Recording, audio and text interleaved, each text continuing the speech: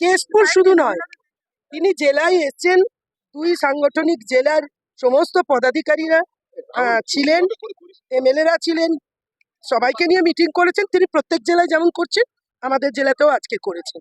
আমাদের লক্ষ্য দুই ক্যান্ডিডেটকে জেতাতে হবে এবং রেকর্ড মাত্রায় রেকর্ড করতে হবে, যেটা আমাদের সবাইকে নিয়ে করতে হবে। যা বলে রেকর্ড মাত্রায় আমাদের লিড দিতে হবে, যে লিডটা দিলীপ বাবুরা দেখবেন, তারপরে আমাদের সুকান্ত বাবুরা দেখবেন, আরো দাদারা দেখবেন। হলো না, এবার মিদনাপুর তো আর পারলাম না, সেটা আমাদের করে দেখাতে হবে।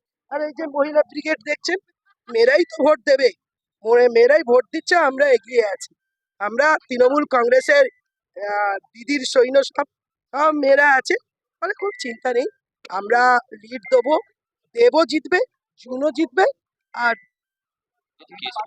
কেশপুরে নির্বাচন কমিটি তৈরি করতে গিয়ে একটা সমস্যা তৈরি হয়েছিল, সেই সমস্ত সমস্যা কাটিয়ে ভাই, তোমার এই যে মিডিয়া বা এতগুলো মিডিয়ার ঘর আছে, তোমরা কে আগে খবরটা পাবে এটা নিয়ে তোমাদের দ্বন্দ্ব হয় না? হয়তো তো হবে। আরে একসঙ্গে পাঁচজন থাকলে একটু তো কথা কাটাকাটি, মতানৈক্য হবে।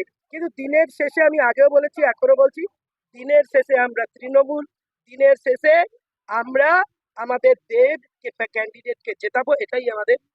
আর জুন দিকে জেতাবো, এটাই আমাদের লক্ষ্য। জয় বাংলা।